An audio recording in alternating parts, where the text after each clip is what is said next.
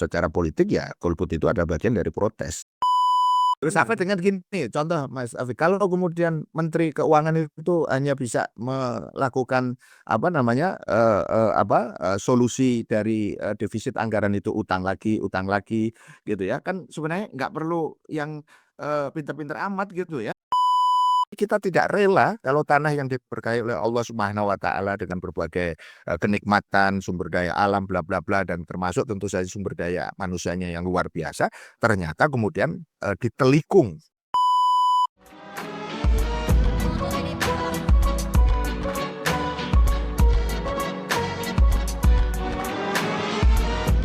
Baik, bismillahirrahmanirrahim. Assalamualaikum warahmatullahi wabarakatuh, pemirsa sekalian dan pendengar, baik itu yang menonton YouTube maupun mendengarkan di Spotify. Selamat datang kembali di Politalk, di mana kita membicarakan isu-isu politik ya di Politalk ini. Dan kali ini kita mau bahas beberapa topik ya. Ada banyak yang mau kita bahas di kesempatan kali ini. Dan kali ini saya mengundang sosok yang saya rasa tepat untuk membahas topik-topik yang akan kita bahas ini ya. Beliau ini adalah pengamat bisa disebut, pakar bisa juga disebut dalam bidang politik. Ada Dr. Rian, kita akan sapa terlebih dahulu. Assalamualaikum, Dr. Rian. Waalaikumsalam warahmatullahi wabarakatuh. Gimana kabarnya, Sat? Kali ini? Alhamdulillah baik, Mas Afif, Alhamdulillah. dan tetap semangat. Iya, alhamdulillah. Saya juga nih, alhamdulillah sehat nih, Sat. Walaupun beberapa hari terakhir nih kayaknya cuaca sedang tidak baik-baik saja ya, mendung, hujan gitu ya. Ya, Oke, oke. Nah, karena saya tahu Satrian agendanya padat ya, jadi kita langsung aja ya Satrian ya. Mungkin saya mau memulai topik kita dari pilkada serentak ya. Sebenarnya kita nggak mau bahas pemenangnya siapa karena bagi kita itu nggak penting gitu ya. Tapi salah satu yang mungkin saya mau highlight dari pilkada serentak ini adalah perihal tingginya angka golput gitu. Kalau di Jakarta kemarin awalnya dari survei Carta Politika pas hari pencoblosan itu angkanya sekitar 40-an persen gitu, dan itu diamini oleh KPU gitu yang angkanya juga sekitar segitu 40-an persen gitu, dan di sejumlah daerah lainnya juga sama. Dan kalau saya mencoba track back ke beberapa pilkada sebelumnya, memang trennya menurun gitu ya. Dari awalnya partisipasi pemilih di 70-an persen, kemudian turun, turun, turun, dan sekarang mungkin di beberapa daerah partisipasinya ya sekitar 50-an persen itu. Bahkan di beberapa daerah juga, di beberapa kabupaten kota itu yang menang adalah kota kosong gitu ya. Nah, Ustaz melihat fenomena dari golput ini apa, Ustaz? ya, terima kasih. Assalamualaikum warahmatullahi wabarakatuh. Warahmatullahi wabarakatuh. Rabbil alamin, wassalatu wassalamu ala asrofil anbiya wal mursalin wa ala alihi wa sahbihi ajma'in. Pertama Mas Syafiq, kalau kita bicara tentang golput ya, itu sebenarnya kita harus letakkan dulu bahwa golput itu adalah sebuah pilihan politik gitu ya. Oke. Ada semacam framing ya dari awal, seolah-olah golput itu ini secara umum ya, bahwa golput itu sesuatu yang negatif gitu ya. Jadi jangan dilakukan bla bla bla gitu ya, kira-kira gitu. Betul, betul, betul. Padahal sebenarnya harus kita letakkan dulu bahwa golput itu adalah sesuatu pilihan gitu ya. Dan kalau kita lihat dari sejarah, memang ya, kalau dalam konteks istilah dulu ini mungkin ya, kita melihat bahwa memang ini kan dulu bagian dari semacam kalau boleh saya bilang protes gitulah gitu kira-kira, karena pada saat pemilu ya tahun 1971 ya, tanggal berapa, 28 Mei pada saat itu kan semacam masyarakat itu dimobilisasi gitu untuk mengatakan tidak dipaksa gitu ya. Itu rezim Orde Baru pada saat itu, dan kemudian kita tahu salah satu pentolannya pada waktu itu kan Dr. Arif Budiman ya, aktivis ya, dan kawan-kawan pada saat itu. Maksud saya ingin mengatakan bahwa dalam konteks setting historis memang secara politik ya golput itu ada bagian dari protes, karena pada saat itu merupakan situasi yang direspon ya oleh sejumlah warga negara, dan warga negara kan juga punya hak ya, mau memilih atau tidak, itu ya tentu akan sangat ditentukan dengan pertimbangan apa yang kemudian mereka miliki. Itu yang pertama dari sisi historis. Jadi jangan di framing bahwa golput itu pasti buruk gitu ya kelihatannya. Nah, yang kedua itu adalah dari sisi perkembangan ya, dalam kontinuitasnya kita melihat bahwa banyak juga kemudian fenomena golput ini sebagai sesuatu yang juga merupakan bukan hanya sekedar protes, tetapi memang semacam ketika dia memiliki sebenarnya pertimbangan tertentu, tapi itu tidak ada begitu ya. Ya, kenapa saya harus mesti milih gitu, gitu. Sehingga dalam konteks ini tentu pertimbangannya lebih lebih edukatif gitu kalau menurut saya gitu ya. Jadi Faktor-faktor tidak. pertimbangan itu apa aja Sat kira-kira? Ya, kalau kita lihat ada faktor internal, ada faktor eksternal, gitu ya. Hmm. Faktor internalnya itu tadi biasanya akan terkait dengan pertimbangan-pertimbangan yang menjadi kriteria, sebutlah kepemimpinan, misalnya dalam konteks pilpres kemarin, atau misalnya pileg, atau kemudian pilkada yang baru lalu kemarin, kan banyak orang nggak ada tuh yang memenuhi kriteria-kriteria saya, ya gitu ya, sehingga kemudian dia memilih untuk tidak memilih gitu ya. Kayak itu ya. Nah, itu secara secara internal ya, dia tentu kan boleh-boleh aja kan sebenarnya, Iya. orang itu merasa kayak ya, kalau saya sering contohkan itu secara ilustrasi sederhananya, kalau kita membutuhkan sesuatu gitu kan, katakanlah baju gitu misalnya gitu kan, kita kan pasti punya kriteria kan gitu kan, Betul. itu yang sederhana. Kalau kita sesuai ini tapi kemudian tidak ada begitu ya, tidak ada yang tersedia gitu ya, Ya, nggak bakal dibeli. nggak usah dibelilah untuk sekarang, itu minimal kan gitu, bukan nggak pakai baju ya. Iya. Gitu ya.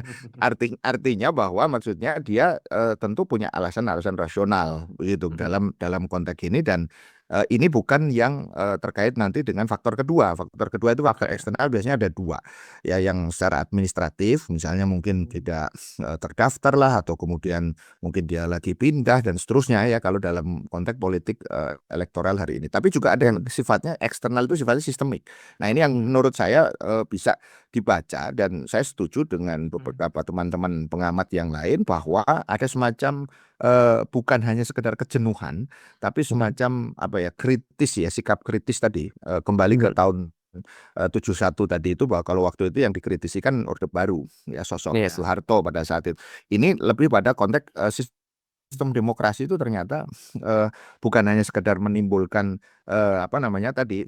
kelelahan gitu ya, karena tadi pilpres, pileg, pilkada begitu kan, tetapi juga karena mereka menyadari siapapun yang dipilih ternyata nggak ada dampaknya secara langsung kok ke saya gitu. Sehingga ini tadi saya katakan, kalau ini dikombinasikan dengan faktor internal tadi ya, saya punya kriteria nih ya, terus kemudian nggak saya dapati, kemudian sisi yang lain, sistem yang kemudian sedang running, yang sedang jalan juga tidak memiliki kemampuan untuk kemudian memenuhi aspirasi-aspirasi masyarakat, dan itu terbukti secara empiris dari misalnya kita lihat dari katakanlah periode-periode sebelumnya, misalnya sekarang ini gubernur atau bupati wali kotanya dulu 5 tahun dulu juga gitu, 5 tahunnya lagi juga begitu, atau sebaliknya presidennya juga begitu. Ngapain saya harus harus memaksakan diri, bahasanya gitu, untuk Iya. memilih kan gitu kan. Artinya kan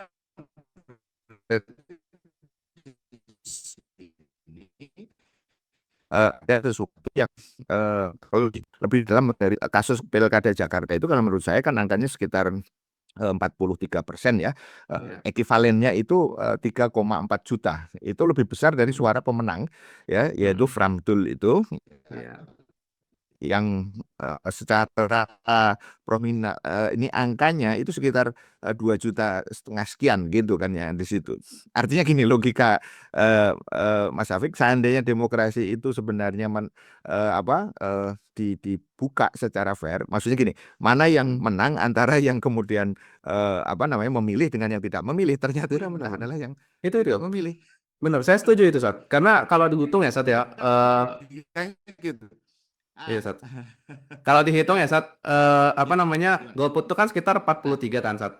Berarti kan itu 43 dari DPT kan. Nah, terus berarti yang berpartisipasi dari 100% kan. Terus dari 100% ini kemudian 57 yang memilih kan. Nah, 57 ini kemudian dibagi setengah lagi gitu. Karena Prambil kan menangnya 50-an% kan gitu. Nah, berarti sebenarnya Prambil itu bukan menang 50%, tapi menang 25%. 25% dari 100% DPT gitu. Ya, Ya, itu yang saya bilang tadi, kan jadi anomali sebenarnya. Mhm. Loh, harusnya yang menang itu adalah partai golput. Mhm, bener bener bener Maksudnya tuh. yang kemudian dia secara apa namanya akumulasi itu sebenarnya tidak apa namanya apa maknanya dari itu sebenarnya dengan kasus Jakarta itu legitimasi menjadi rendah walaupun dia mensalahkan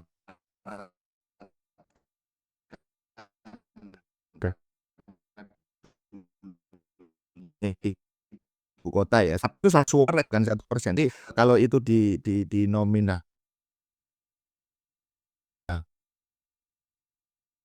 kan berarti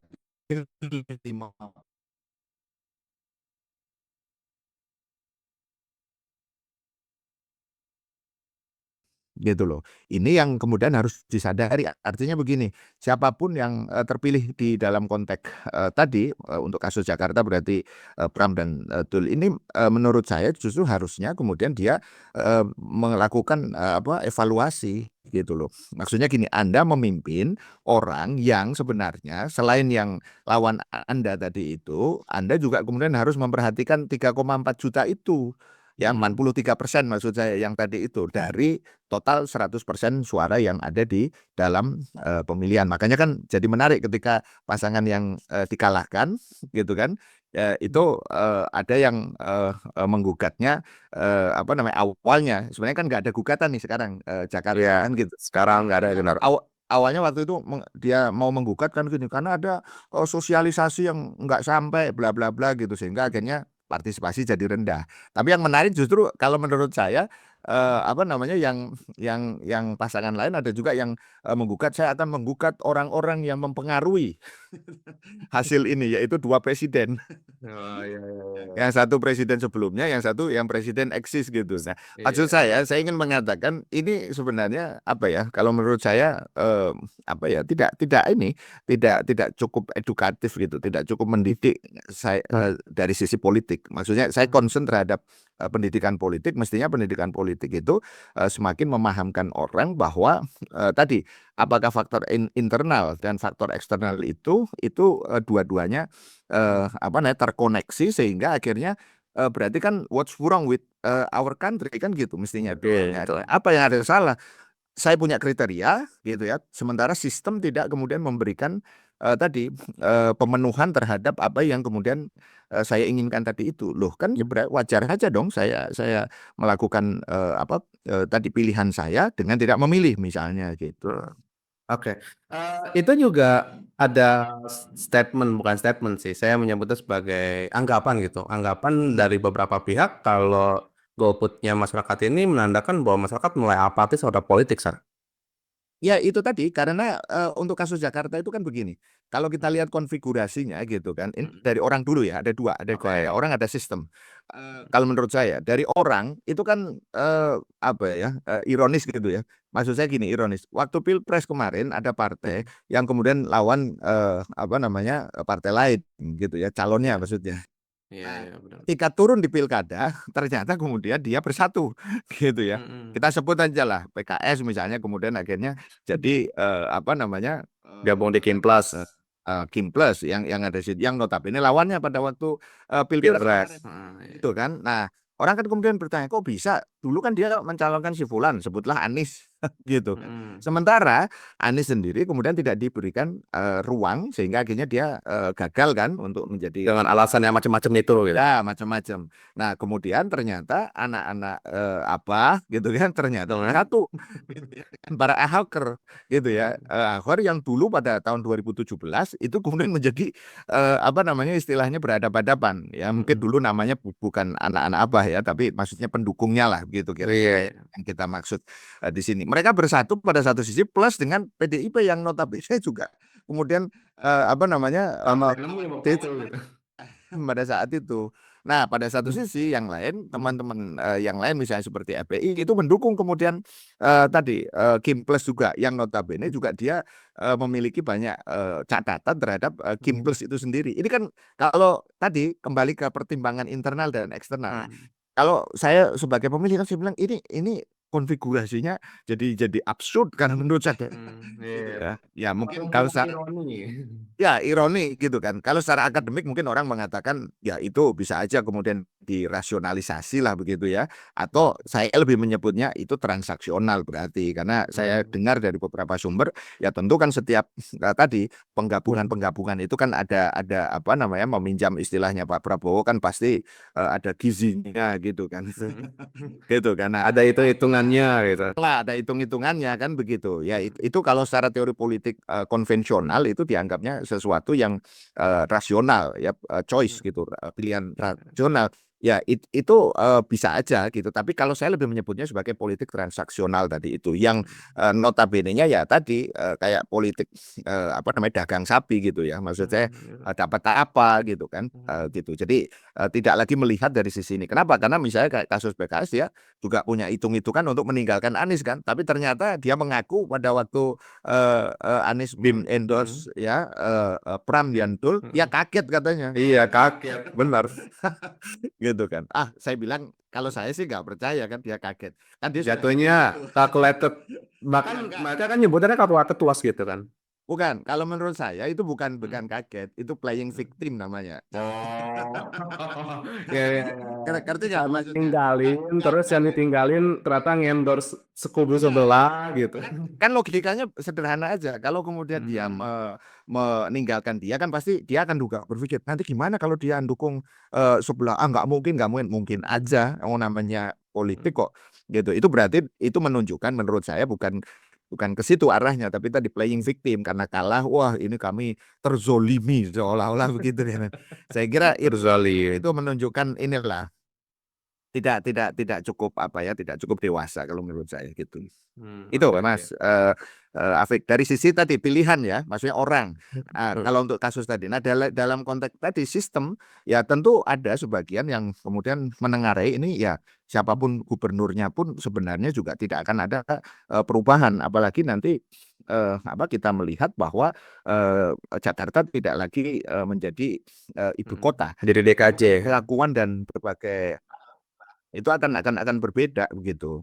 Nah, saya melihat dari sisi ini aspek ideologis tentu akan lebih kentara di sini. Artinya begini, ini persoalan apakah pilihannya itu tetap mendukung demokrasi atau kemudian sebaliknya berpihak dalam konteks mengkritisi demokrasi itu sebagai tadi rule of the game-nya gitu kira-kira. Nah, saya kira kalau rakyat masyarakat itu ada di titik ini menurut saya kemajuan gitu ya maksudnya kemajuan itu dalam pengertian bahwa kan kalau kita melihat hari ini pilkada sudah berjalan sekian banyak kemudian pilpres sekian banyak hasilnya gini-gini aja gitu kan wajar saja toh kalau kemudian orang rakyat maksud saya itu bertanya kan hak kita punya hak untuk bertanya emang sistem kita benar nggak ada sesuatu yang perlu untuk kemudian dikritisi secara fundamental atau tidak gitu sehingga tidak perlu kemudian saya harus memaksakan diri jadi bahasa saya ingin mengatakan bahwa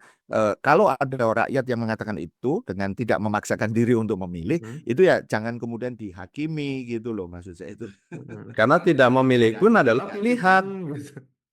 pilihan gitu loh. Jadi yang harus jadi ini kan gini, yang harusnya menjadi PR dari para kontestan itu kan harusnya begini.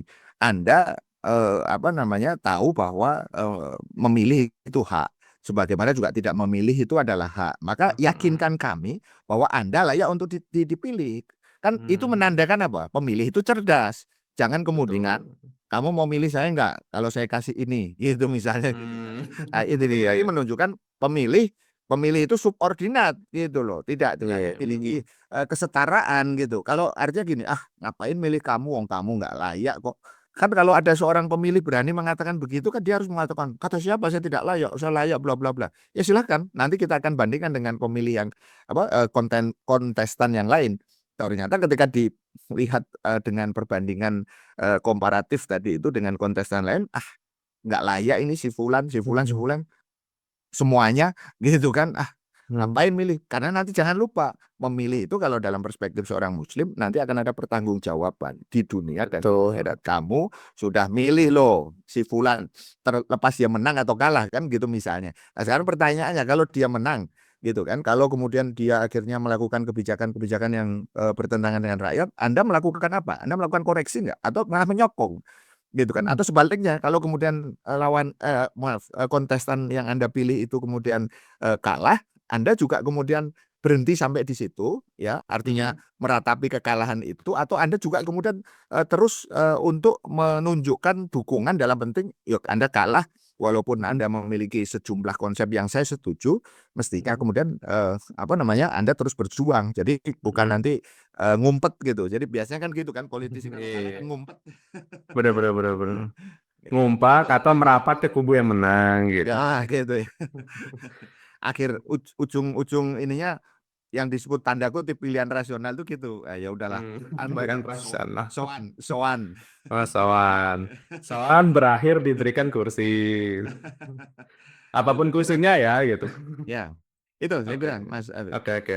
Menarik ya, karena sekarang saya tuh saya rasa kayaknya sekarang tuh politik kita hari ini tuh udah nggak layak disebut dinamis, ya. Terlalu keren disebut dinamis. Tuh. Sekarang disebutnya random gitu.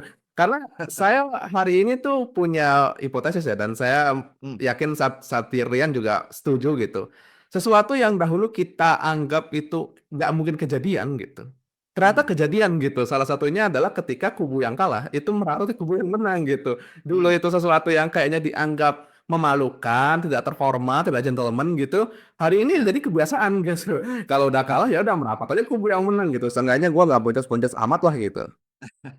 Ya, itu menunjukkan bahwa memang kalau menurut saya politik kita itu semakin bergeser kepada apa namanya tadi politik yang semakin transaksional tadi itu. Artinya gini, hitung-hitungan itu bukan lagi pada persoalan ideologi, dan ini sudah ada risetnya gitu. Betul betul. Artinya gini, ideologi itu tidak dianggap menjadi penting gitu loh. Yang penting itu pokoknya ya kalau bahasa sederhananya ya wani piro Iya. gitu kan, gitu kan. Jadi wani piro itu artinya kan tadi mana mungkin kalau dia punya ideologi itu kemudian dia akan apa namanya istilahnya begitu mudah berpindah gitu ya ke lain hati tadi itu gitu kan, hanya karena hitung-hitungan yang wah ini kita punya kekurangan sekian, oh nanti ditambal nih kalau kita gabung ke sana dan seterusnya kan gitu. Artinya apa? Artinya berarti di situ dia sudah tidak lagi mengatakan loh saya kalah memang gitu ya, tapi saya tetap akan mengkritisi Anda karena saya punya tadi saya punya prinsip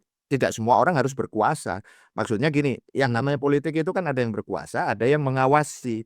Dua-duanya sebenarnya itu memiliki katakanlah posisi yang penting gitu. Jadi jangan seperti yang sekarang dilakukan oleh Pak Prabowo juga, ini kan sebenarnya bagian dari apa yang kemudian menjadi indikasi pada politik 10 tahun terakhir ketika di zamannya Pak Mulyono begitu ya, bahwa akhirnya polanya ya kepemimpinannya itu yang disebut dengan tadi legalisme otoritarian itu gitu loh. Legalisme itu artinya dia menggunakan semua apa namanya dasar-dasar hukum begitu ya untuk kemudian melegitimasi tindakan-tindakan yang zalim yang merugikan rakyat kira-kira gitu dalam berbagai bentuk perundang-undangan gitu sehingga dari sini maka kalau menurut saya yang paling penting itu justru kita justru harus jangan kemudian ikut arus gitu loh Mas Afif. Artinya ikut arus itu berarti ikut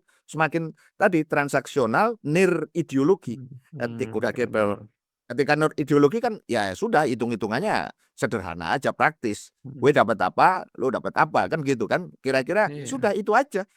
Kalau begitu kan nggak perlu belajar politik. Kalau kalau itu gitu. Gitu. Terus sampai dengan gini, contoh Mas Afi, kalau kemudian Menteri Keuangan itu hanya bisa melakukan apa namanya solusi dari defisit anggaran itu utang lagi gitu ya, kan sebenarnya nggak perlu yang pinter-pinter amat gitu ya. Iya, benar. Ya siapapun Tahu kan juga bisa bisa gitu. jadi Anda jadi menteri. Solusi utama kalau ada defisit pokoknya pinjem. Gitu, pinjam Hmm. bertunda lagi gitu kan. Kalau dalam term Islam ya berbasiskan pada riba yang itu jelas haram. Kan gitu itu kan Iya. sederhana sekali. Nah, sama juga kalau berpolitik tanpa ideologi, ideologi tadi yang terjadi bagaimana kita akan kemudian mempertanggungjawabkan model politik yang seperti ini itu benar-benar akan bisa berpihak kepada rakyat. Saya kira agak Hmm. sulit lah Mas Afik untuk membayangkan politik yang seperti ini itu akan berpihak pada rakyat. Kenapa? Hmm. Dari awal dia sendiri sudah mengorbankan dirinya gitu ya untuk larut di dalam politik yang Hmm. tadi yang transaksional tadi itu bagaimana mungkin Hmm. dia akan berkorban untuk rakyat demi idealisme dan cita-cita. Saya kira terlalu naif gitu kalau kita Margaret lah gitu. memikirnya gitu. Itu saya kira. Nah, momen tadi Ustadz ngomongin juga soal ini ya, soal apa, bagaimana hari ini politik transaksional, kita juga akan bahas terkait dengan 100 harinya Pak Prabowo gitu ya. 100 harinya Prabowo Gibran yang sebenarnya kita tuh tidak kaget ya saat begitu kabinet diumumkan ya, saat ternyata, gemuk sekali gitu seperti tagline ya, gemoy gitu ya, 100 sekian pejabat dilantik, baik itu menteri, setingkat menteri, wakil menteri, dan utusan-utusan yang saya tidak tahu gunanya apa gitu ya.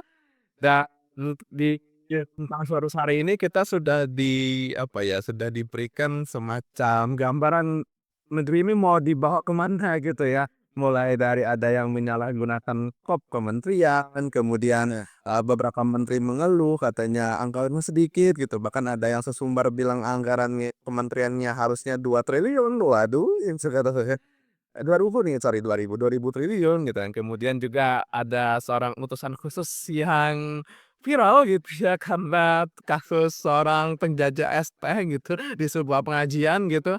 Nah, yang kita kayaknya berpikir, "Ah, kayaknya negeri ini sudah bisa tergambar dari 100 hari pertamanya mau dibawa ke mana." Tapi kalau saya sendiri melihat kabinet yang gemoy ini gitu ya kan, eee, sep hidup ada 2 hal yang menurut saya kontradiktif gitu. Di satu sisi beliau sebagai presiden tuh bikin pos kementerian ini gemuk banget dengan sekitar 50 sekian pos kementerian. Tapi di sisi lain beliau beberapa hari terakhir itu ngomong kalau, tolong setiap pejabat tuh tolong berhemat gitu ya, apa namanya, nggak usah study tour ke luar negeri, nggak usah bikin seremoni yang macem-macem gitu. Kalau kemarin ngomong di apa namanya, di hadapan Polri gitu, ya udah kalau ada perayaan diadakan di Mabes aja gitu. Nah, saya melihat, 100 hari pemerintahan kita ini apakah sudah bisa jadi gambaran gitu kalau pemerintahan kita apa, negeri ini akan dibawa ya begitu. satu kata aja Mas Afik, absurd. Oh, iya iya iya. Saya setuju. Ya, apa yang saya maksud absurd adalah bahwa di antara kemudian gagasan dengan realita itu tidak nyambung gitu. Gagasannya ingin Indonesia itu bla bla bla menjadi katakanlah kekuatan yang nanti diperhitungkan dan seterusnya begitu kan. Ya, tetapi pada sisi yang lain itu justru malah kemudian tadi di dalam pengorganisasian tadi itu justru malah ya atau orkestrasinya gitu ya dalam arti orkestrasi politiknya itu justru malah menunjukkan kelambanan gitu. Itu tadi apa yang disebut dengan kabinet gemoy atau sebagian bahkan menyebutkan itu obesitas. Ya kenapa? Karena banyak kementerian yang akhirnya malah kemudian eh, dipecah-pecah begitu ya yang itu sebenarnya menjadi pertanyaan juga gitu loh. Baik dari sisi anggaran apakah kemudian nanti itu akan memadai begitu ya. Karena anggaran kan tetap anggaran yang sebelumnya gitu ya. Belum ada APBN pengganti gitu yang nanti biasanya akan ketika sudah berjalan ini kan baru Desember begitu. Jadi artinya begini, saya ingin katakan kenapa absurd ini karena justru disitulah kemudian banyak tadi kontradiksi-kontradiksi yang malah tidak meyakinkan kita bahwa kita ini akan dibawa ke tadi pulau impian gitu kira-kira gitu loh. Jadi kalau di kapal Mas ya ini arahnya apakah kemudian ke pulau impian yang dicita-citakan rakyat sejahtera, rakyat dalam keadilan, keadaban dan bla bla bla. Ketika kemudian mereka sendiri juga bingung, ini betul menuju ke sana atau enggak gitu. Mereka sendiri kalau bingung itu. Ya bingung tadi itu. Sudah tahu kemudian anggaran terbatas, hutang Iya. numpuk gitu kan. Masa ada pernyataan begini, kita bisa gitu ya untuk kemudian mencapai pertumbuhan sampai bahkan kemudian 8 sampai 9%. Sementara faktanya hari ini 5% saja sudah ngos-ngosan ya yang ada di situ. Makanya saya jadi teringat ini sekedar sebagai sebuah reminder gitu ya. Ya tanya aja itu ke Pak Mulyono gitu kan dulu gitu kan ada omongan yang tidak sampai hari ini sampai dia tidak lagi berkuasa itu belum pernah ditarik gitu. Yaitu apa? Di saku saya ini sudah ada 11.000 triliun. Itu. Nah, itu nanti menjawab semua pertanyaan menteri-menteri tadi itu. Kamu kurangnya berapa? Kamu kurangnya berapa? Tinggal dibagi-bagi aja. Kalau memang kemudian itu akan dilakukan. Ya artinya Mbak sekali lagi saya ingin mengatakan bahwa antara apa yang kemudian menjadi visi tadi itu, yang sekarang ini kan dulu nawacita, sekarang ini kan astacita, begitu ya dengan sekian banyak penekanan-penekanan tadi. Coba bayangkan aja makan siang yang bergizi saja yang konon kemarin itu 15, sekarang itu 10.000. Coba Anda bayangkan 10.000 itu dapat apa sekarang? Gitu kan. Itu kan ingin meningkatkan gizi, jangan-jangan nanti bukannya meningkatkan gizi, malah kemudian mengurangi gizi. Kenapa? Ya 10.000 kalau kemudian makanannya justru tidak sehat, bagaimana bisa kemudian sesuai dengan ini, malah jadi penyakit nanti kan. Bener. Sekarang gini aja lah, kalau kalau Mas Afik ada punya putra, kasih jajan dia 10.000 aja sehari. Kira-kira dapat apa itu? Gitu kan. Kalau jajan ya konteksnya. Kalau makanan berat, coba sekarang pikirkan komposisi apa yang kemudian 10.000 itu bergizi. Apa semuanya beli buah? 10.000 Bunyi tuh kalau pagi-pagi tuh cuma dapat, seporsi lontong sayur atau seporsi nasi uduk yang tentu saja belum tentu sehat gitu ya. Kalau siang warteg kayaknya udah jarang 10.000 kayaknya warteg. Malam apa pagi? Ya paling malam bubur ayam atau enggak ding, bubur ayam udah lewat 10.000 deh, bubur kacang ijo paling. Ya, artinya saya melihat ini banyak nyambungan antara apa yang kemudian disampaikan oleh presiden melalui astacitanya tadi itu dengan praktek-praktek yang kemudian ada. Gitu loh. Misalnya contoh tadi ketika presiden membrief jangan kemudian boros anggaran. Loh, Pak Presiden kemarin kan sudah berkeliling berapa lama itu? Kemarin berkeliling ke luar negeri itu habis biaya berapa gitu loh. Benar benar. Orang mengatakan oh itu kan beda, itu untuk mengenalkan Indonesia. Ya silakanlah dirasionalisasi ya pakai teori rational choice tadi itu gitu kan. Semua bisa dirasionalisasi, Mas.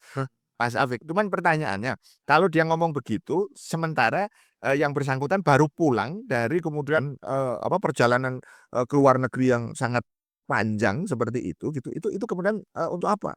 Oh itu untuk mencari investasi gitu. Pertanyaannya benar nggak itu investasi akan kemudian datang? Misalnya untuk contoh kasus yang kita dengar gitu ya, itu ada nanti konon bantuan dari Cina terkait dengan makan siang bergizi tadi itu. Pertanyaan dikejar, bantuan apa itu? Apakah kemudian dalam bentuk kemudian uang atau kemudian nanti dalam bentuk fasilitas misalnya yang itu bisa meyakinkan kita. Kalau ada bantuan luar negeri mestinya anggaran kan naik kan.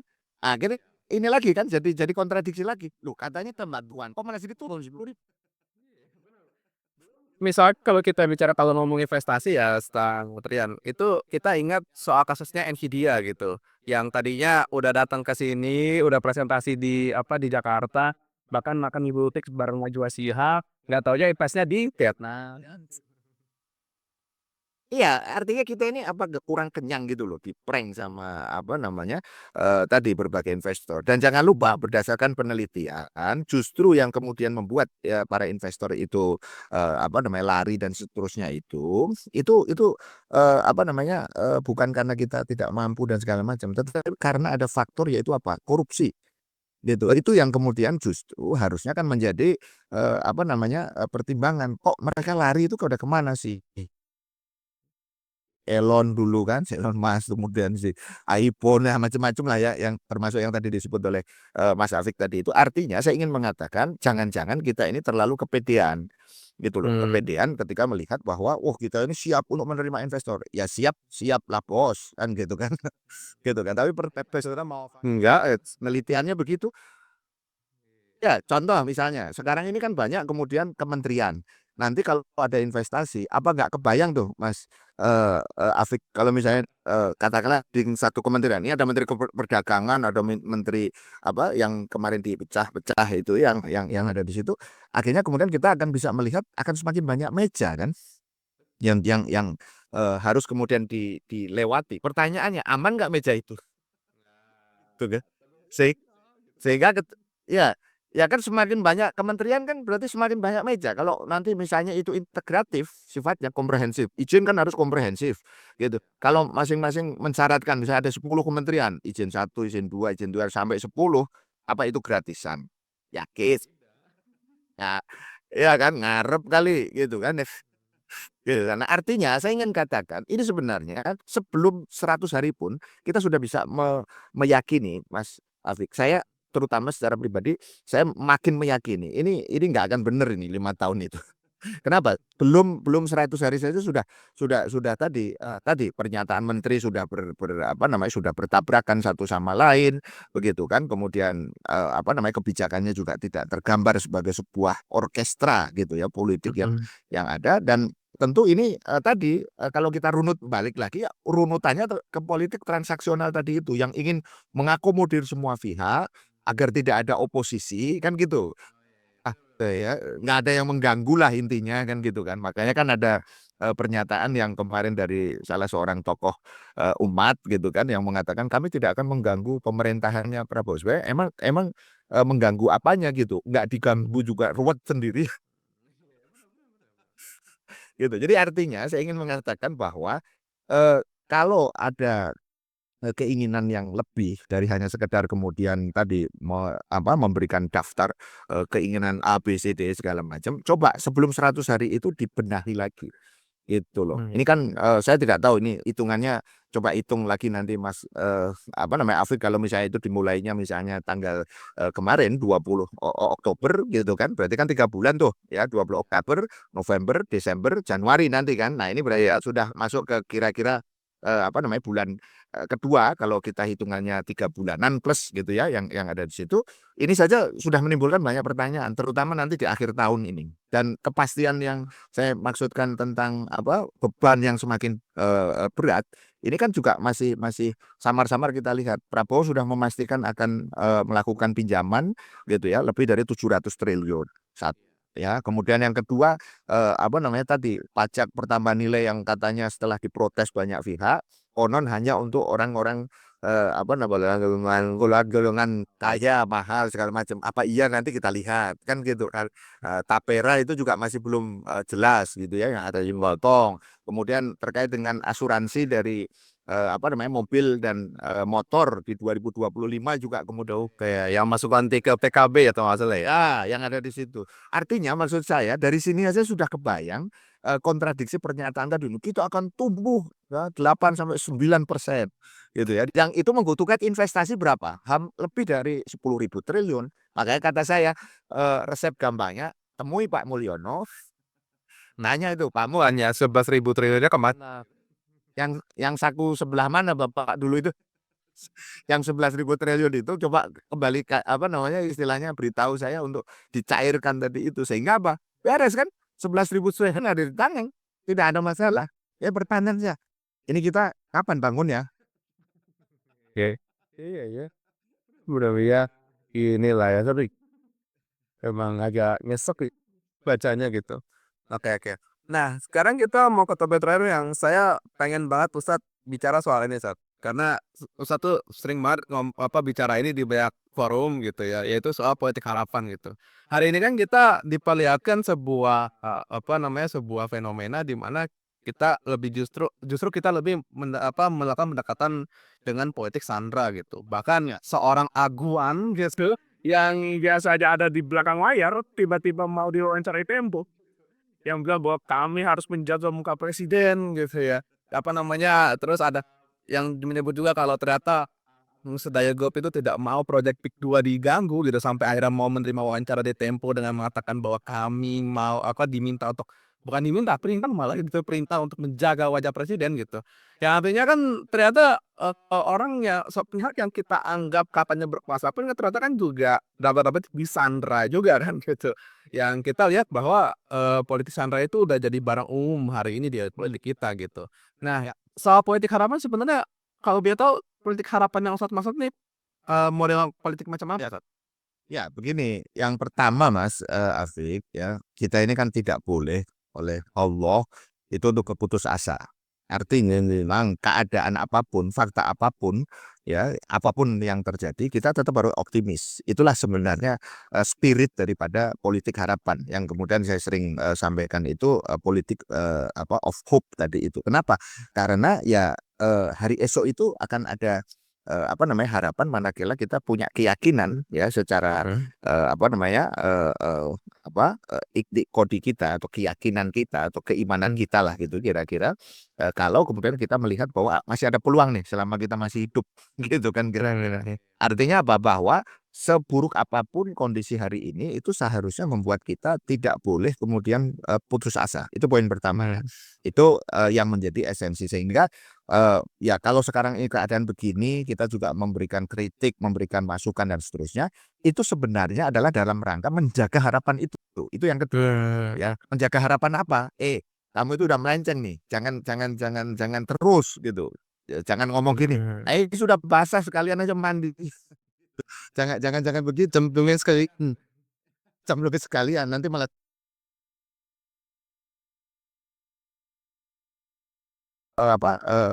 lihat hari ini Mas, Afiq selain kemudian tadi, fenomena politik, transaksional itu kita sebenarnya sekarang sedang, terus, istilahnya itu meninggikan.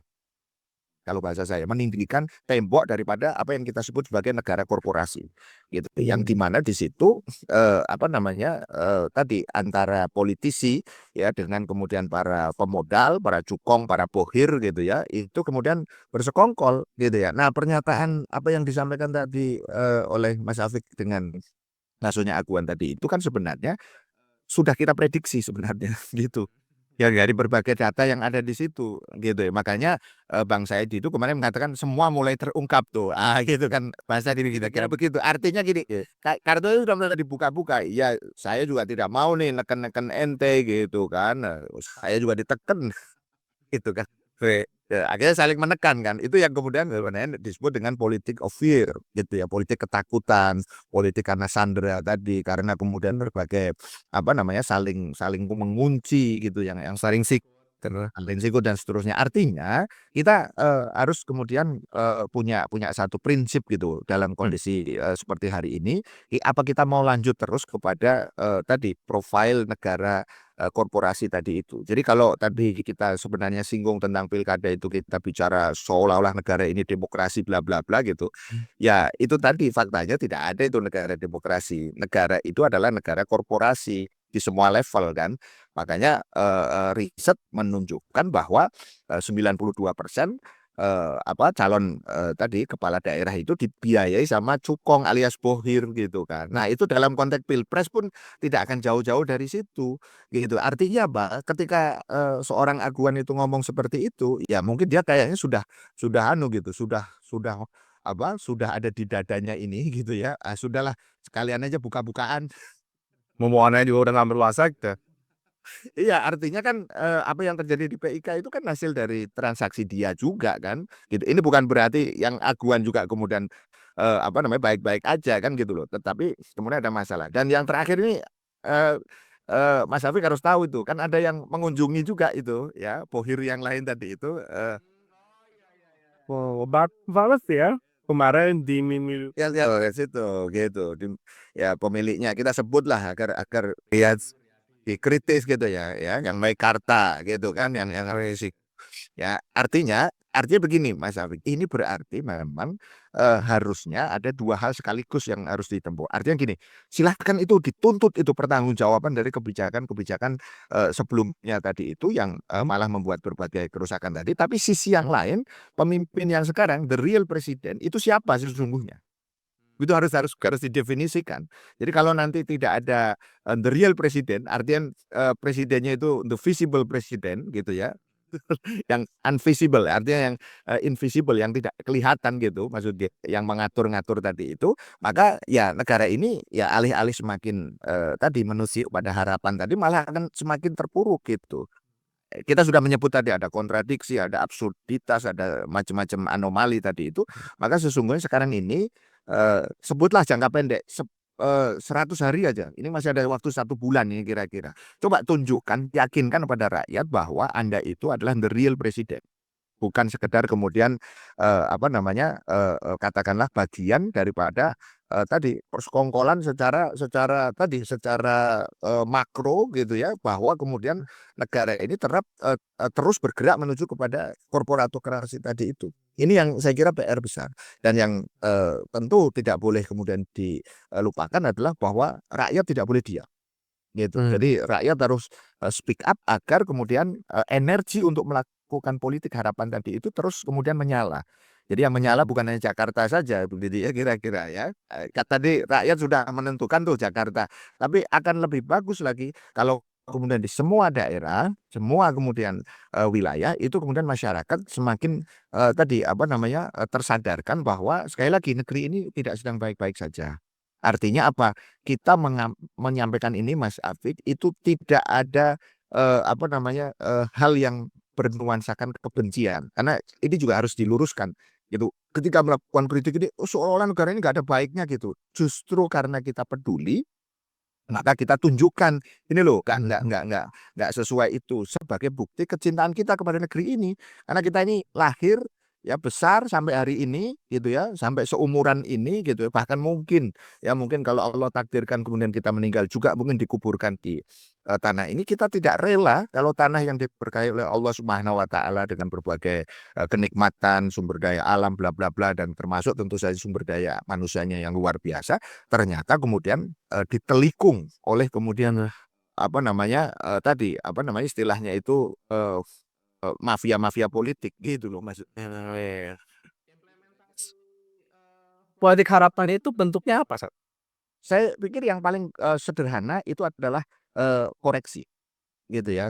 Jadi selama kita berani menyampaikan koreksi kepada setiap kebijakan yang kemudian ada, maka itu adalah menunjukkan satu kepedulian kita gitu ya. Yang kedua itu adalah bentuk bahwa kita tidak ingin kemudian berlarut-larut di dalam suasana yang buruk tadi itu gitu. Tentu ini tidak cukup hanya sekedar kritik atau kemudian kontrol, atau kemudian kalau dalam Islam itu disebut sebagai amar ma'ruf nahi munkar, tetapi lebih dari itu ambillah kemudian pelajaran dari apa yang kemudian dicontohkan oleh baginda Rasulullah SAW gitu ya, ketika kemudian beliau memberikan contoh keteladanan kenegarawan, dan itu sebenarnya sudah disinggung kan oleh Pak Prabowo kan ketika kemarin membuka apa namanya acara Tanwir itu ya, itu sebenarnya harapan juga gitu loh. Harapan gini maksudnya, daripada nyontoh yang lain gitu, yang Machiavellis lah, yang ini dan segala macam, kan sudah benar itu sebenarnya. Oh, dia kagum bahwa kemudian kekhilafan Islam yang ada di Istanbul yang pada fase Bani Utsmaniyah pada saat itu memberikan sebuah apa namanya satu prestasi historis, prestasi peradaban lebih dari 700 tahun tadi itu. Artinya apa?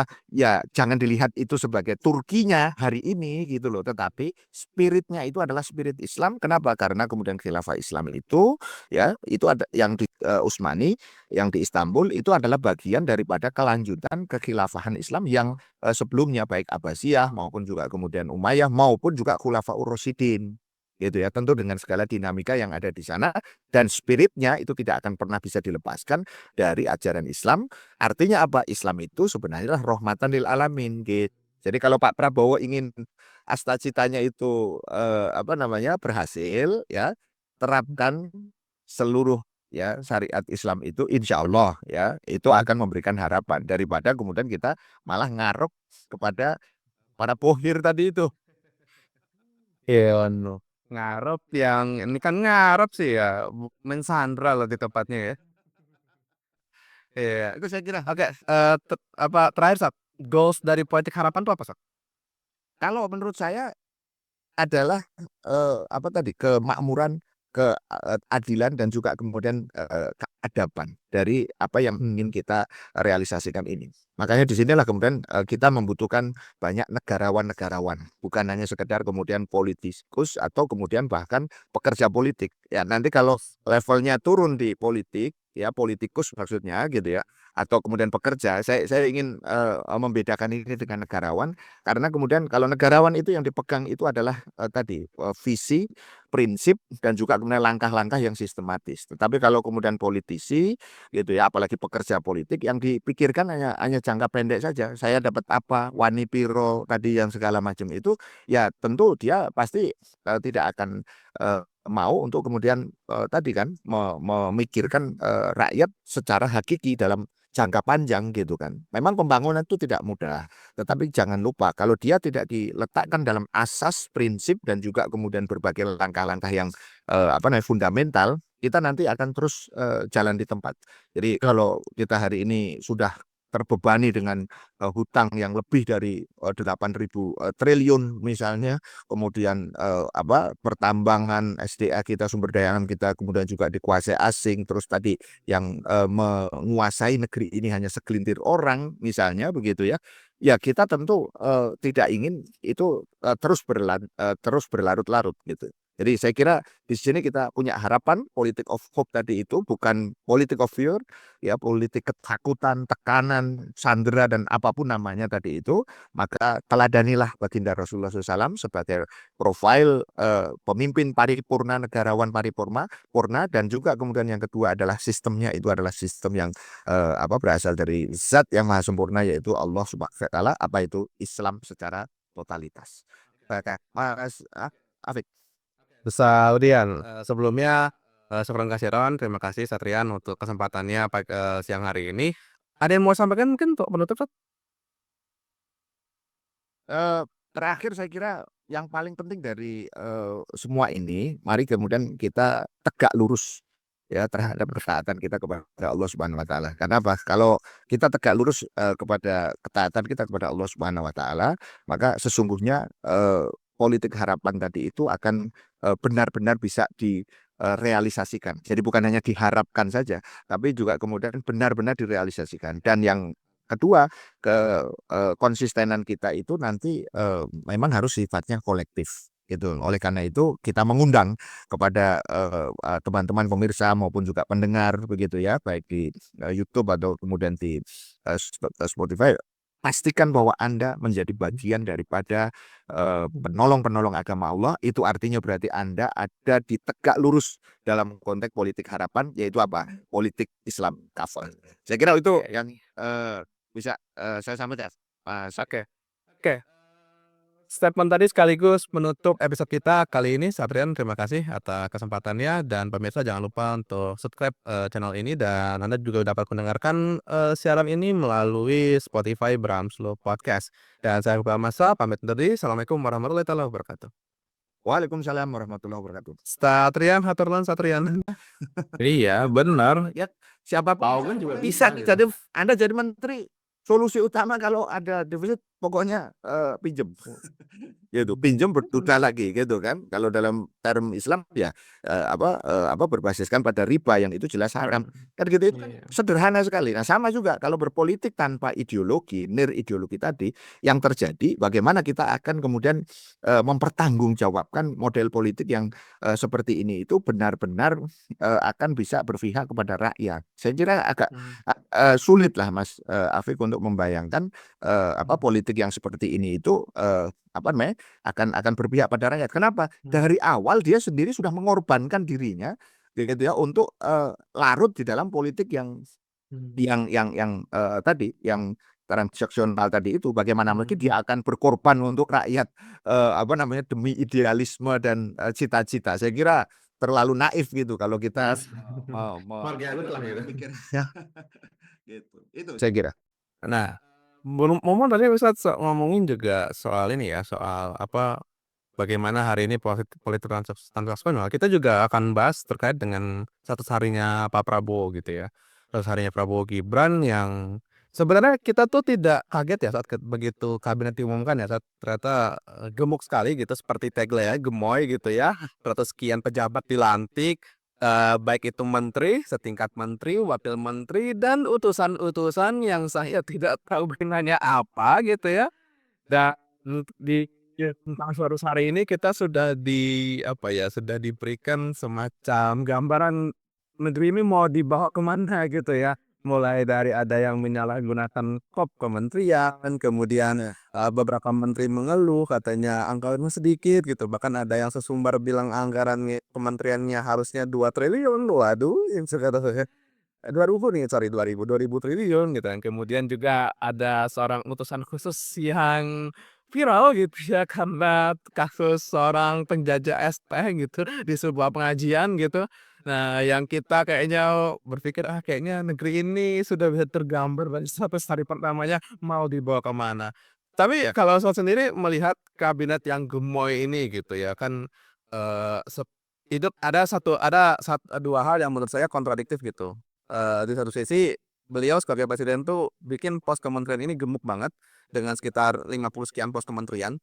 Tapi di sisi lain beliau beberapa hari terakhir itu ngomong kalau, tolong setiap pejabat tuh tolong berhemat gitu ya, apa namanya, nggak usah study tour ke luar negeri, nggak usah bikin seremonial macem-macem gitu. Kalau kemarin ngomong di apa namanya, di hadapan Polri gitu, ya udah kalau ada perayaan diadakan di Mabes aja gitu. Nah, saya melihat, 100 hari pemerintahan kita ini apakah sudah bisa jadi gambaran gitu kalau pemerintahan kita negeri ini akan dibawa ya begitu. satu kata aja Mas, apa tuh, Afik, absurd. Oh, iya iya iya.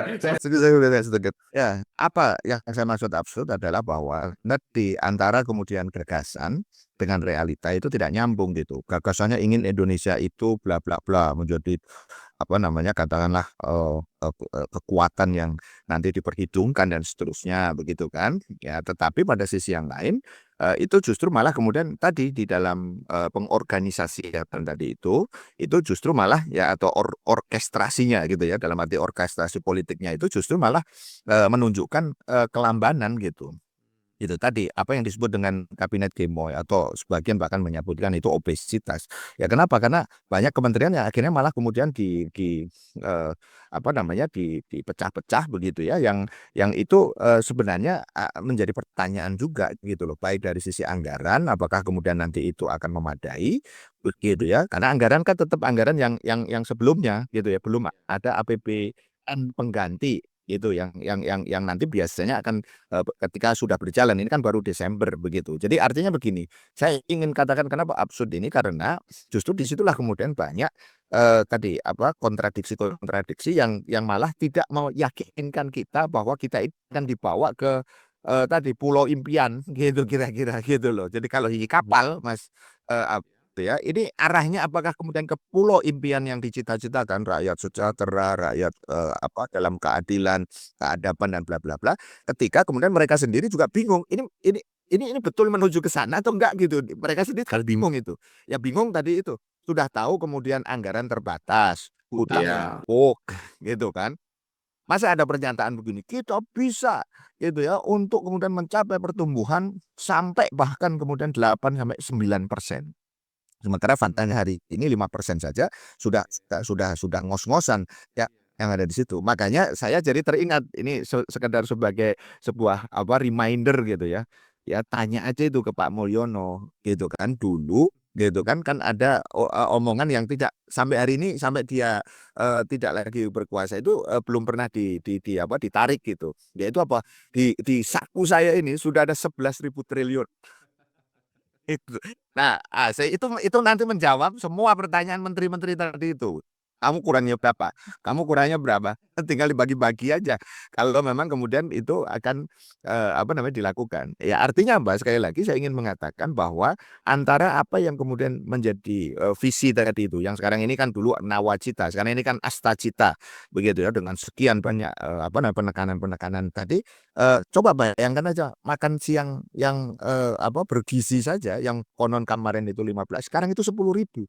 Coba Anda bayangkan 10.000 itu dapat apa sekarang?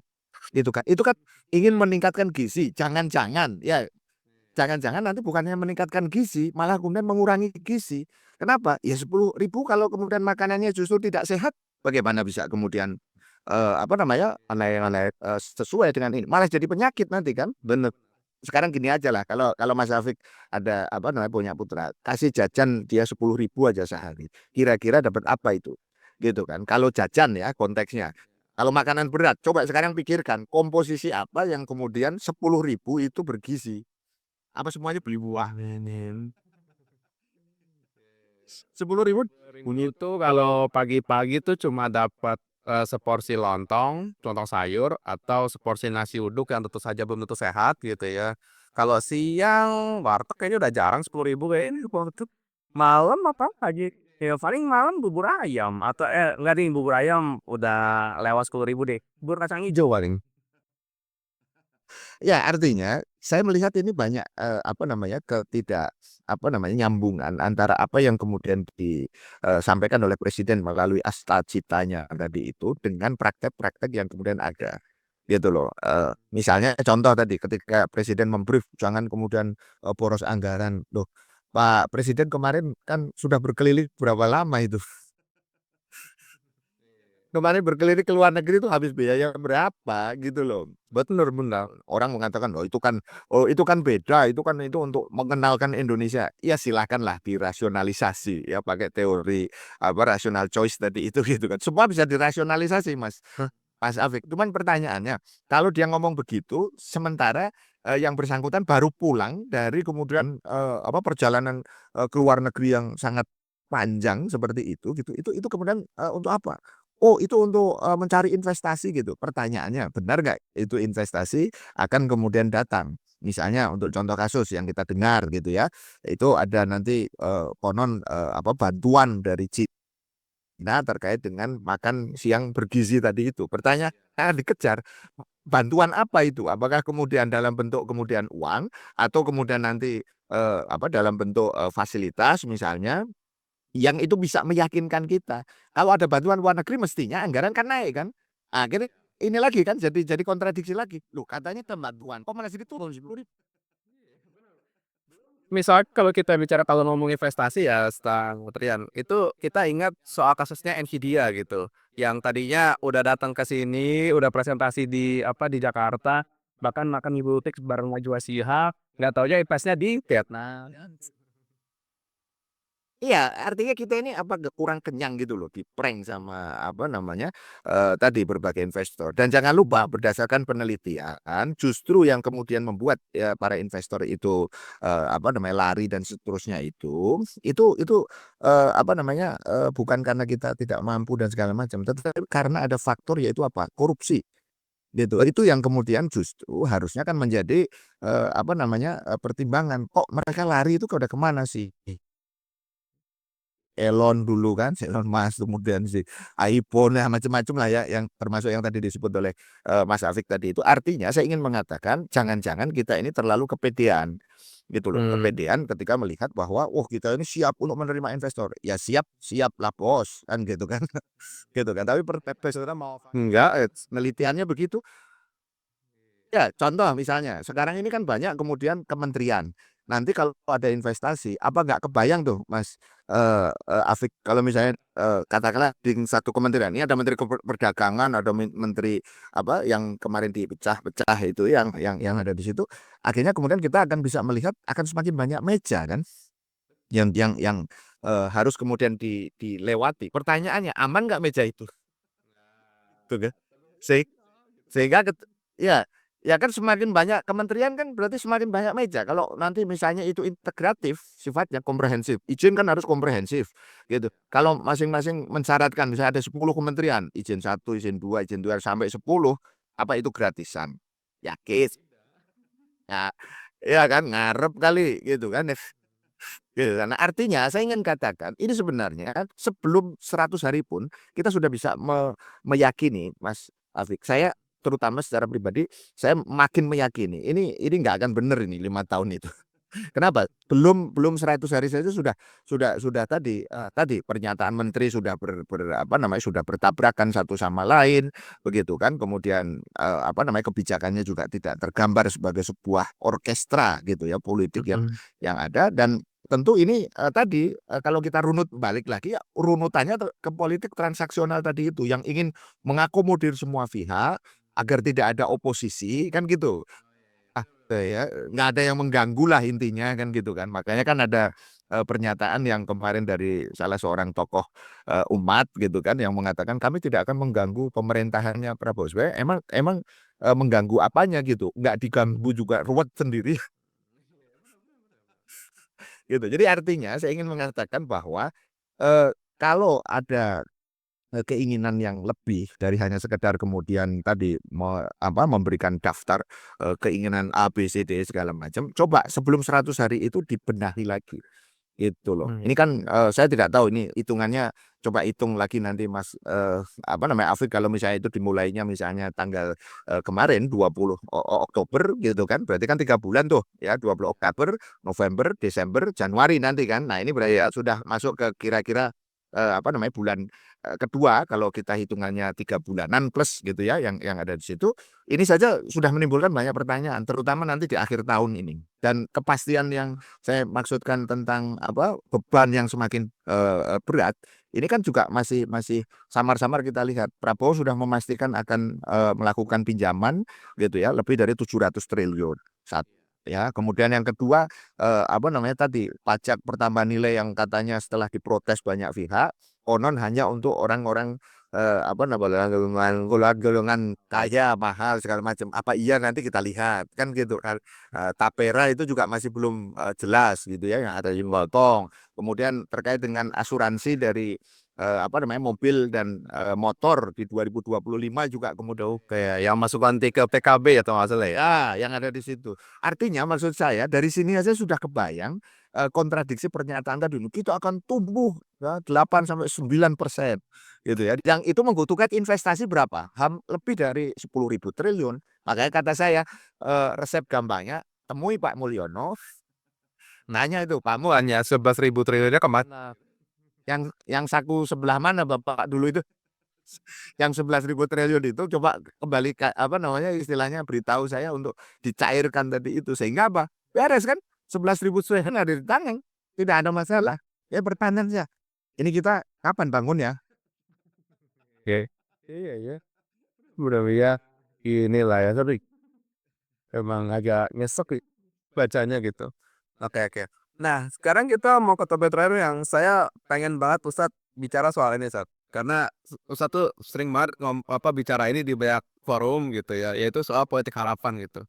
Hari ini kan kita diperlihatkan sebuah, sebuah fenomena di mana kita lebih justru justru kita lebih melakukan pendekatan dengan politik sandra gitu. Bahkan Ya. seorang Aguan gitu yang biasa aja ada di belakang layar, tiba-tiba mau diwawancarai Tempo, yang bilang bahwa kami harus menjaga muka presiden gitu ya. Terus ada yang menyebut juga kalau ternyata, Sedaya Group itu tidak mau Project Peak 2 diganggu gitu, sampai akhirnya mau menerima wawancara di Tempo dengan mengatakan bahwa kami mau diminta untuk bukan diminta, perintah malah gitu, perintah untuk menjaga wajah presiden gitu. Yang artinya kan ternyata, orang yang pihak yang kita anggap katanya berkuasa pun ternyata kan juga dapat disandra juga kan gitu. Yang kita lihat bahwa, politik sandra itu udah jadi barang umum hari ini di politik kita gitu. Nah, ya soal politik harapan sebenarnya kalau boleh tahu politik harapan yang Ustadz maksud nih, model politik macam apa ya, Ustadz? Ya begini, yang pertama Mas, Afik ya, kita ini kan tidak boleh oleh Allah itu untuk keputus asa. Artinya memang keadaan apapun, fakta apapun, ya, apapun yang terjadi kita tetap harus optimis. Itulah sebenarnya, spirit daripada politik harapan yang kemudian saya sering, sampaikan itu, politik, of hope tadi itu. Kenapa? Karena ya, hari esok itu akan ada, apa namanya, harapan manakala kita punya keyakinan ya secara, Mhm. apa namanya, iktikodi kita atau keyakinan kita atau keimanan kita lah gitu kira-kira, kalau kemudian kita melihat bahwa masih ada peluang nih selama kita masih hidup gitu kan Benar kira-kira. benar, iya. Artinya apa? Bahwa seburuk apapun kondisi hari ini itu seharusnya membuat kita tidak boleh kemudian putus asa. Itu poin pertama. Itu yang menjadi esensi sehingga ya kalau sekarang ini keadaan begini kita juga memberikan kritik, memberikan masukan dan seterusnya, itu sebenarnya adalah dalam rangka menjaga harapan itu. Itu yang kedua ya. Menjaga harapan apa? Kamu itu udah melenceng nih. Jangan terus gitu. Jangan ngomong gini. Ini sudah basah sekalian aja mandi. Jangan begitu. Cemplungin sekali. Cemplungin sekalian nanti malah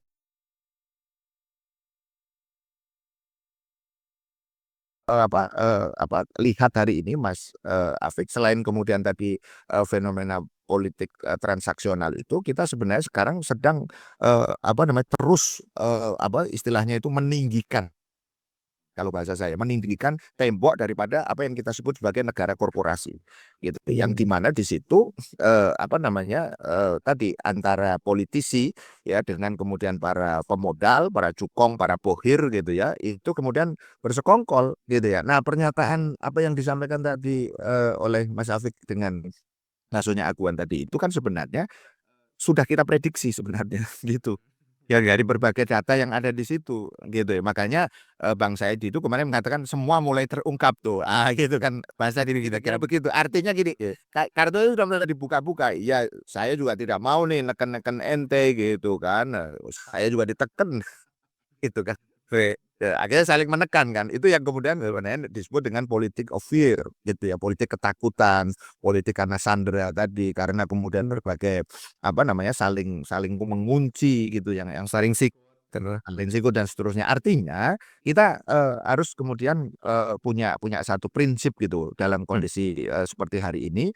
Apa kita mau lanjut terus kepada tadi profil negara korporasi tadi itu. Jadi kalau tadi kita sebenarnya singgung tentang pilkada itu kita bicara seolah-olah negara ini demokrasi bla bla bla gitu. Ya itu tadi faktanya tidak ada itu negara demokrasi. Negara itu adalah negara korporasi di semua level kan. Makanya riset menunjukkan bahwa 92% calon tadi kepala daerah itu dibiayai sama cukong alias bohir gitu kan. Nah, itu dalam konteks Pilpres pun tidak akan jauh-jauh dari situ gitu. Artinya apa? Ketika seorang aguan itu ngomong seperti itu, ya mungkin dia kayaknya sudah gitu, sudah ada di dadanya ini gitu ya. Sudahlah sekalian aja buka-bukaan. Momongannya juga udah nggak berkuasa gitu.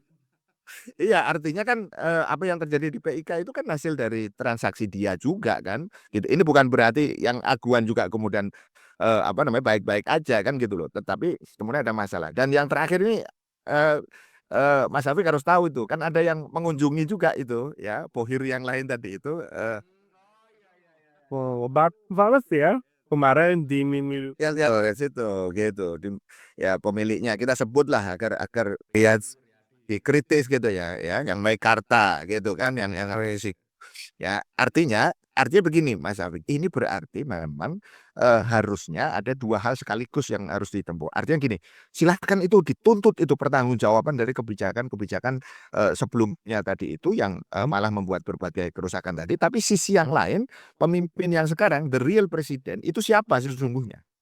Itu harus didefinisikan. Jadi kalau nanti tidak ada the real president, artinya presidennya itu the visible president gitu ya, yang invisible artinya yang invisible yang tidak kelihatan gitu maksudnya yang mengatur-ngatur tadi itu, maka ya negara ini ya alih-alih semakin tadi menusuk pada harapan tadi malah akan semakin terpuruk gitu. Kita sudah menyebut tadi ada kontradiksi, ada absurditas, ada macam-macam anomali tadi itu, maka sesungguhnya sekarang ini sebutlah jangka pendek 100 hari aja. Ini masih ada waktu 1 bulan ini kira-kira. Coba tunjukkan, yakinkan kepada rakyat bahwa Anda itu adalah the real president. Bukan sekedar kemudian katakanlah bagian daripada tadi persekongkolan secara makro gitu ya, bahwa kemudian negara ini terus bergerak menuju kepada korporatokrasi tadi itu. Ini yang saya kira PR besar dan yang tentu tidak boleh kemudian dilupakan adalah bahwa rakyat tidak boleh diam gitu. Jadi rakyat harus speak up agar kemudian energi untuk melakukan politik harapan tadi itu terus kemudian menyala Jadi yang menyala bukan hanya Jakarta saja, begitu ya kira-kira ya. Tadi rakyat sudah menentukan tuh Jakarta, tapi akan lebih bagus lagi kalau kemudian di semua daerah, semua kemudian wilayah itu kemudian masyarakat semakin tadi apa namanya tersadarkan bahwa sekali lagi negeri ini tidak sedang baik-baik saja. Artinya apa? Kita menyampaikan ini Mas Afik itu tidak ada apa namanya hal yang bernuansakan kebencian karena ini juga harus diluruskan gitu. Ketika melakukan kritik ini seolah-olah negara ini nggak ada baiknya gitu. Justru karena kita peduli maka kita tunjukkan ini loh nggak sesuai itu sebagai bukti kecintaan kita kepada negeri ini karena kita ini lahir ya besar sampai hari ini gitu ya sampai seumuran ini gitu ya bahkan mungkin kalau Allah takdirkan kemudian kita meninggal juga mungkin dikuburkan di tanah ini oleh kemudian apa namanya tadi apa namanya istilahnya itu mafia-mafia politik gitu loh maksudnya. Implementasi, politik harapan itu bentuknya apa, Sat? Saya pikir yang paling sederhana itu adalah koreksi gitu ya. Jadi selama kita berani menyampaikan koreksi kepada setiap kebijakan yang kemudian ada, maka itu adalah menunjukkan satu kepedulian kita gitu ya. Yang kedua itu adalah bentuk bahwa kita tidak ingin kemudian berlarut-larut di dalam suasana yang buruk tadi itu gitu. Tentu ini tidak cukup hanya sekedar kritik atau kemudian kontrol atau kemudian kalau dalam Islam itu disebut sebagai amar ma'ruf nahi munkar, tetapi lebih dari itu ambillah kemudian pelajaran dari apa yang kemudian dicontohkan oleh baginda Rasulullah SAW gitu ya ketika kemudian beliau memberikan contoh keteladanan kenegarawan dan itu sebenarnya sudah disinggung kan oleh Pak Prabowo kan ketika kemarin membuka apa namanya acara Tanwir itu ya itu sebenarnya harapan juga gitu loh. Harapan gini maksudnya daripada nyontoh yang lain gitu yang Machiavellis lah yang ini dan segala macam kan sudah benar itu sebenarnya oh dia kagum bahwa kemudian kekhilafan Islam yang ada di apa Istanbul yang pada fase Bani Utsmaniyah pada saat itu memberikan sebuah apa namanya satu prestasi historis prestasi peradaban lebih dari 700 tahun tadi itu.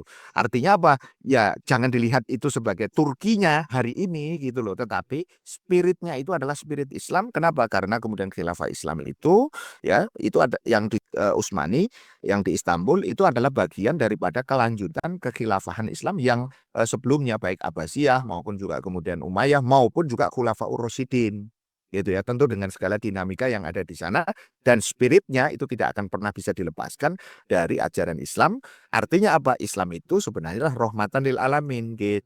Jadi kalau Pak Prabowo ingin cita-citanya itu apa namanya berhasil ya terapkan seluruh ya syariat Islam itu insya Allah ya itu akan memberikan harapan daripada kemudian kita malah ngarep kepada para bohir tadi itu.